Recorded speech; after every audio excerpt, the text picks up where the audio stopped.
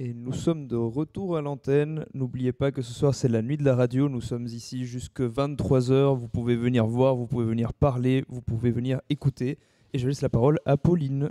Bonjour tout le monde. Alors, on est de retour avec Caribi, une super rappeuse belge qui est en compagnie avec nous ce soir, et sa manageuse. Bonjour à toutes les deux. Hello. Alors, dites-nous comment est-ce que vous allez déjà ce soir?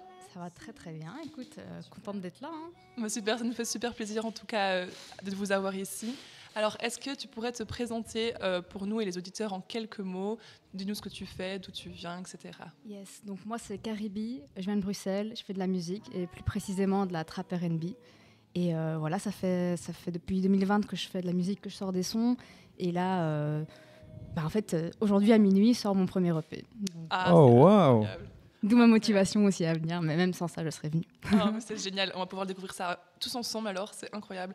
Et du coup, tu dis que tu as commencé en 2020, mais est-ce que la musique était en toi depuis plus jeune ou pas forcément? Ouais, depuis l'adolescence. En fait, moi, j'ai toujours aimé écrire et un peu faire des petits freestyles et tout. Enfin, j'ai toujours écouté du R&B, du rap, de la pop, principalement. Et à mes 18 ans, j'ai rejoint une maison de jeunes, j'ai commencé à écrire. On a un peu monté un petit projet ensemble. Et de là, j'ai eu vraiment l'envie de continuer en solo et de faire mes sons, quoi. Et alors, comment est-ce que tu commences? Là, imagine quelqu'un veut se lancer et tout. Il commence par quoi? Enfin, moi, j'aurais zéro idée. Là, si un jour je vais écrire un son, de où me diriger, quoi? En fait, je pense que c'est assez instinctif. On a tous moi, c'est mon moyen d'extérioriser en fait certaines choses, certaines émotions, des vécus. Et aussi, selon mon âge, je pense que ça varie, ça change, ça évolue. Oui, ça évolue de ouf. Ouais. Donc, moi, c'est un peu mon moyen d'expression. Et j'ai commencé un peu avec des sons love, mais aussi de l'ego trip. Et finalement, je suis encore un peu dans cette DA.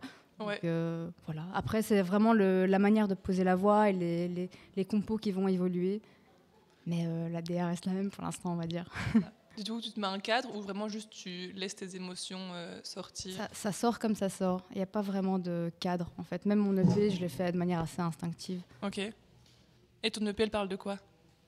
C'est principalement autour de... En fait, le EP s'appelle Sensible, déjà. Ouais. Et en fait, j'aimais bien le contraste entre le fait qu'on est dans le hip-hop, donc dans un monde un peu où on a envie de prouver, où c'est un peu le clash et tout. Et moi, j'arrive avec une DA, justement, très dans l'émotionnel. J'aime bien parler d'amour. Je parle aussi d'ego trip, donc c'est un peu une affirmation de soi aussi, mais tout en laissant entrer cette part de sensibilité. Voilà, exactement.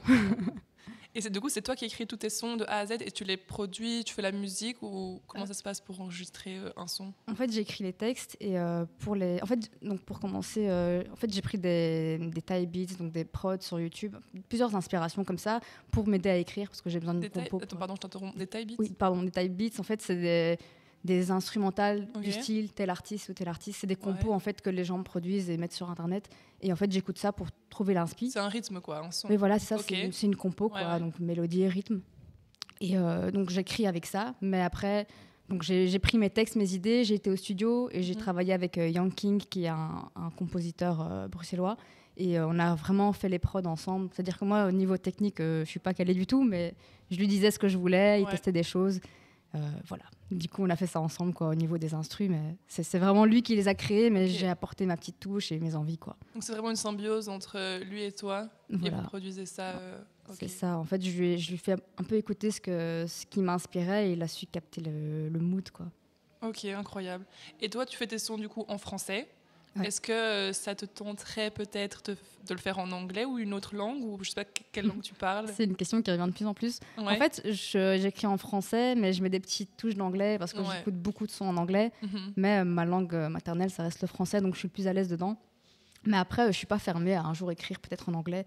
Mais pour l'instant, je me sens pas assez à l'aise que pour vraiment retranscrire toutes mes idées en anglais comme je le ferais en français.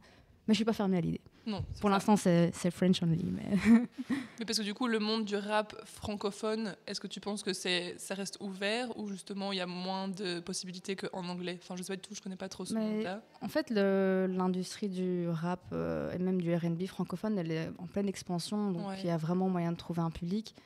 Donc je pense pas que ce soit plus difficile que de le faire en anglais. Et même comme je suis en Belgique, près de la France, je pense que j'ai plus intérêt à le faire en français. Sauf si je veux m'exporter, mais pour l'instant, si je peux avoir la Belgique et la France, je serais déjà très contente. Et la Suisse. Et la Suisse, c'est la Suisse. On n'oublie pas nos chers Suisses. En attendant, petit clin d'œil pour toi. Et donc, du coup, là, tu sors ton premier EP ce soir. C'est ça. Est-ce qu'après ça, tu as déjà d'autres projets pour la suite ou step by step? Bah là, je suis focus sur l'EP, donc Oui, je parle pas trop de ce qui va arriver après, mais je suis en train de penser à déjà là. Je pense à l'après évidemment, je pense au son que je veux faire, mais je sais pas encore si ce sera sous forme d'un EP ou peut-être d'abord des singles. Ouais. Je pense que j'arriverai plus avec des singles ou alors des doubles singles un peu pour amener des nouvelles inspi quoi. Mais pour l'instant, je suis encore sur l'EP. Incroyable. Est-ce que tu as un but ultime? Je te demande, c'est quoi ton rêve pour le futur? Tu me réponds quoi? Mon rêve, professionnellement, je dirais vivre de ma musique, tout simplement. Ouais. J'ai pas besoin d'être la plus connue, mais je veux juste pouvoir vivre de la musique, donc me lever le matin et savoir que je gagne mon blé comme ça, quoi. Donc, voilà, faire des concerts, des partenariats, peu importe, tant que je peux en vivre. Ouais, ce serait génial. C'est ça le but. Je pense que c'est le rêve un peu de tout artiste au final. Bah ouais. Est-ce que si tu pouvais faire un feat, celui que tu veux avec n'importe qui, tu choisirais qui comme artiste? C'est compliqué. Bah, franchement, il y en a beaucoup. Moi, j'aime beaucoup Kehlani. Pour le coup, elle est américaine, mais j'aime bien l'idée de mélanger les langues et tout. Donc Kehlani, peut-être K1, c'est une artiste qui vient du Royaume-Uni et qui est dans une vibe très R&B et j'écoute beaucoup en ce moment. Et chez les francophones, je dirais Sonny Rave. C'est un chanteur R&B qui est en train de pop un peu maintenant et j'aime beaucoup ce qu'il fait aussi. Très bien. Incroyable. Je ne vais pas choisir qu'un seul artiste, c'est impossible. Super. Alors, pour terminer l'interview, du coup, est-ce que tu aurais un dernier mot pour tes fans et comment est-ce que tu pourrais leur dire de venir plus écouter justement tes sons? C'est une bonne question. Je dirais, venez découvrir un son rafraîchissant qu'on n'a pas encore l'habitude d'entendre, je pense, en Belgique. Je pense que j'amène quelque chose d'assez nouveau. Déjà, je suis une voix féminine dans le rap R&B. Il n'y a pas beaucoup de rap, trap R&B vraiment en Belgique. C'est vrai, ça. Donc voilà, je pense que je peux apporter un truc nouveau, qu'ils aiment ou non, qu'ils aillent au moins écouter pour voir. Ouais. T'as pas beaucoup de collègues féminines dans ce monde-là? Mais je connais des rappeuses, je connais des chanteuses, mais c'est vrai que moi, j'ai parfois du mal à me situer parce que je suis un peu au croisement, je trouve, du rap et du chant, du R&B. C'est ça qui fait ta force au final. Oui, c'est vrai. Mais du coup, voilà, faut cibler encore le bon public et tout. Est-ce que le public est prêt pour ça? Mais donc, je connais pas beaucoup de meufs dans le délire, dans mon son à moi, quoi. Donc voilà, je dirais que c'est ça ma force. Comment est-ce qu'on peut te retrouver partout sur Spotify, Deezer, etc. C'est très simple, c'est Caribi, donc K-A-R-I espace B-E-E comme l'abeille, sur toutes les plateformes de streaming et sur Instagram, Cari_B. Très bien, merci beaucoup. Merci à vous. Beaucoup d'être venu. Merci.